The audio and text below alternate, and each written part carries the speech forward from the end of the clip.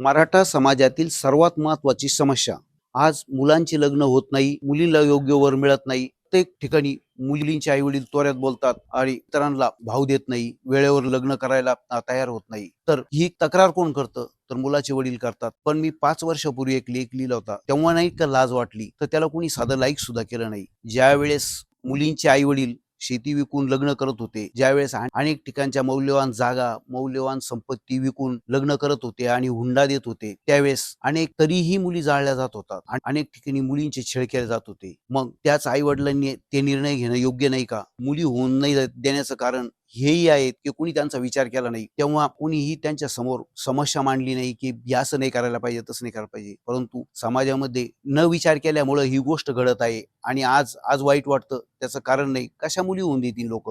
याच्यावर सरकारने आणि सामान्य माणसांनी, सामान्य मराठ्यांनी कधी विचार केला का?